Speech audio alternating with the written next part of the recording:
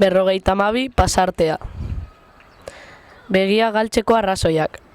Begia galtzeko arrazoi nagusiek bi izaten dira, eriaztuna edo istripua. Nire ikasle batek tumorea izan zuen erretinan dereño nintzen denboran.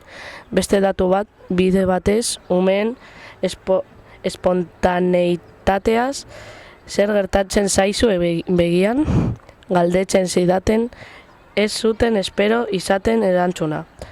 Nebaren kuadrillako arrantzale batek begia atera zuen sare bateko enpatxoa aiztoarekin libratu nahirik zebilealela.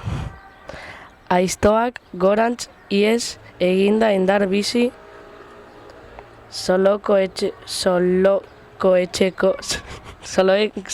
etxeko ambulatorioko administrari batek esan zidan bere koinatuak zauri larriak jasan zituela autoistripu batean ez dituela kentzen betaurreko beltzak txarto darama kontua bada atentatuetan begia galdu duenik ere eta manifetan.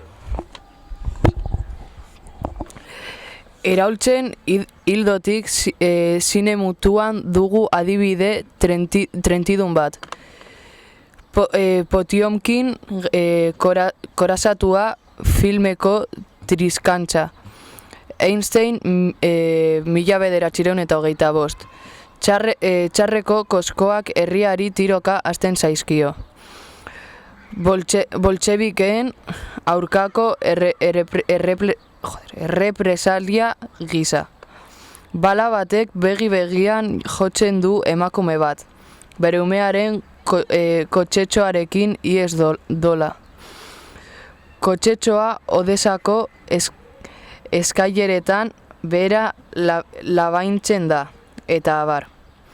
Ikustekoa da ama horren begialde trilatua. Osotasunaren premiaz ari da Claudia Massin. Esaten duenean galtzen dugun guztia emaitza zifra bat dela. Bakoitzarena eta gurea den zerbait galtzen dugunean, galtzekoa ez den zerbait gure zifra inexaktoa dela betierean. Zifra inexaktoz baterik egoten da okulistaren itxarongela. Eta galdu irabazien balantzea egiterakoan ezin baietzu begi batek mentz duena besteak jasotzen duenik. Ez ikusmenean, ez diztiran.